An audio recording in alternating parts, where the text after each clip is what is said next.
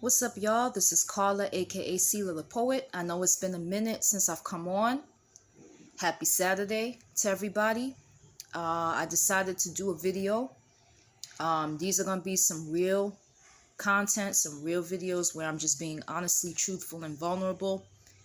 I'm just was doing some praying, and I realized that, it said somewhere in the Bible that the saints of the faith overcame by the word of their testimony.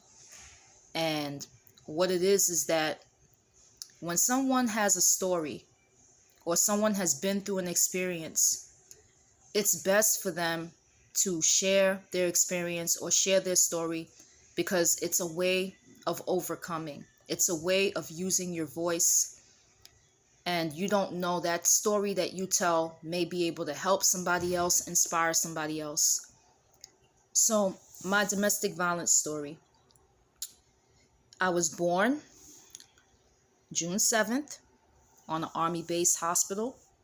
Father was in the Army, mom was a young mother, and their relationship was volatile. At the time, my dad was an alcoholic and it was on drugs, and he would come home and he would be drunk or he would be high, and an argument would ensue, and him and my mother would argue, and it would usually end in him slapping her around, choking her out, pushing her against walls, and things of that nature. And I grew up as a child seeing this, thinking that it was normal, that it was normalized. Having a father that was violent and that was volatile. There were times when he would come home and you would always have to watch out for his mood. You knew the moment that he started yelling or the moment that he started arguing that he was in one of his moods, and you had to watch out. And I grew up, seeing my mother get beat, seeing her slapped in the face, seeing her bleeding from her nose, seeing her pushed against walls and shoved. Some of these things even happened in my own room. They would argue and then sometimes end up in my room. The most vivid memory I have of the abuse was when I was, I don't know the age, I might have been around 5 or 6.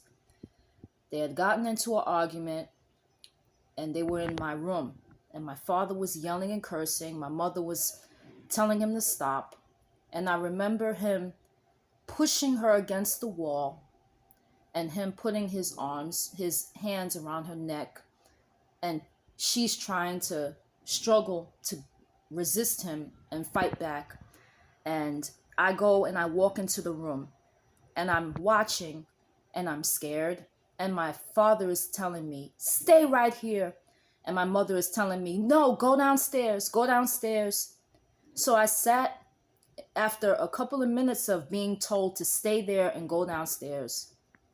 I went and I sat in the middle of the stairs, crying and scared because I didn't know if I was supposed to go upstairs or who I was supposed to listen to. And after it was all done, they always had this thing of going into the kitchen, which was at the time upstairs, and smoking a cigarette. And while I was sitting there, they were sitting there peaceful, as if like nothing had just transpired. And the cigarette that my father had been smoking, some of the ashes got onto my hand and burned me. And I still have that scar, and that was one of the memories. I have many more. But as a child, you're told what goes on in this house stays in this house.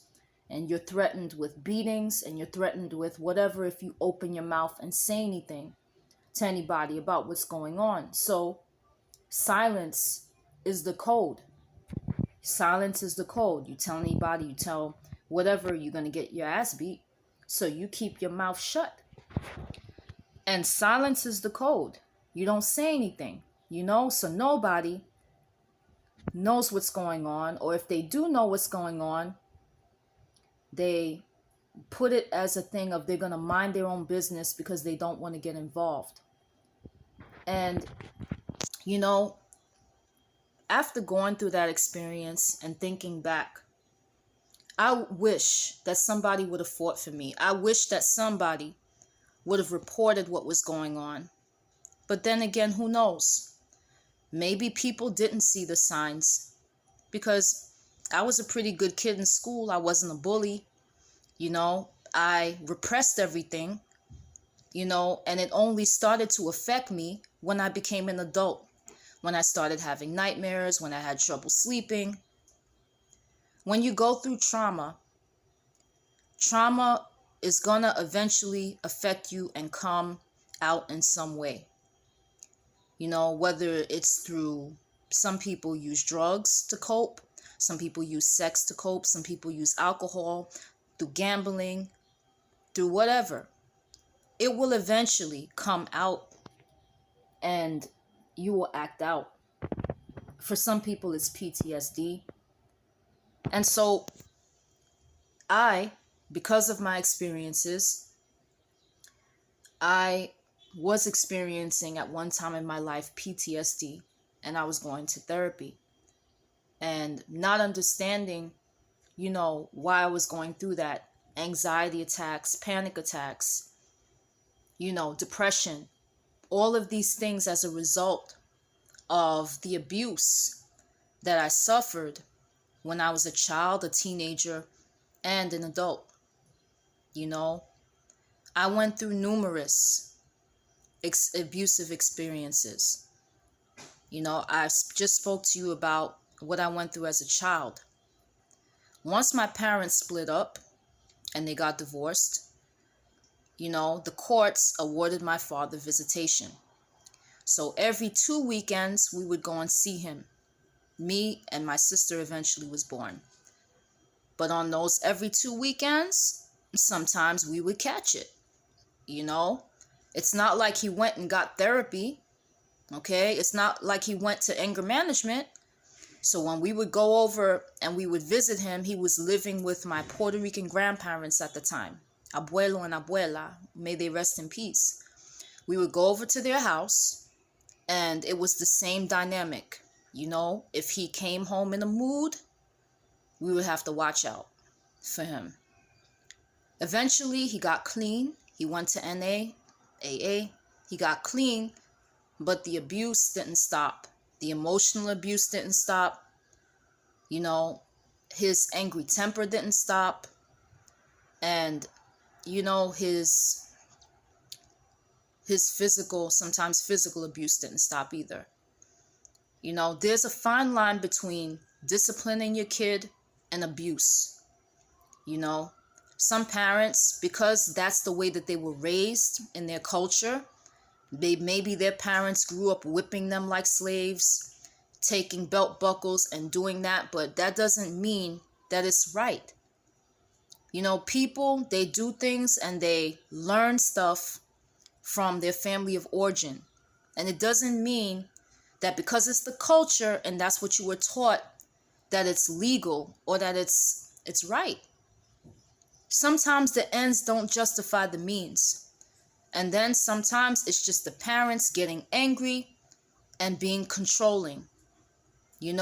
Being controlling and being vengeful because their child didn't do something that they didn't want them to do, that they couldn't control them. I understand. You want to parent, you want to make sure that your kids stay in line. But abusing them to do it is not the move. Because you're teaching them that violence is the way, and it's really not the way. Violence is not the best way to keep somebody in line. Violence is not the best way to help somebody to really change in a way that they need to change. So fast forward to my teen years and the elementary school years, I still got beatings. I still got called stupid, told that I didn't have any common sense. I was called a bitch more times than I can remember, from my mother, from my dad, Well, my dad actually, he didn't really call me a bitch, but he would call my mother a bitch. So, when you're go in an abusive or domestic violence family, and there's no divorce, and you have an abusive parent, what happens is sometimes the children become a pawn between both the parents. And you have to kind of choose sides to stay on one parent's good side. And what would happen is I would go over and I would visit my dad, and he would talk crap about my mother, maybe out of his own bitterness, maybe out of his whatever. He would call her all types of names, and I would have to sit there listening to it, and I would defend her. And if I would defend her, I would get slapped in my face or get something thrown at me, To this day, when you confront my father about these things, sometimes he calls me a liar. He says that it never happened. That dynamic is called gaslighting. Okay? Gaslighting is when an abusive person will deny that they ever abused you. It's kind of like saying the person went and they punched you, they gave you a black eye. They will say, no, that's not how it happened. They'll say something like, you fell down and bumped your head, when you know damn well that they punched you in your eye, punched you in the face. They will try to give excuse or explanation, or they will change the events the way that they happened, and they will not acknowledge their wrongdoing. And that's how my family deals with what they did to me. When you confront my family members, first of all, my mother, she refuses to we don't even speak. She refuses to even acknowledge anything.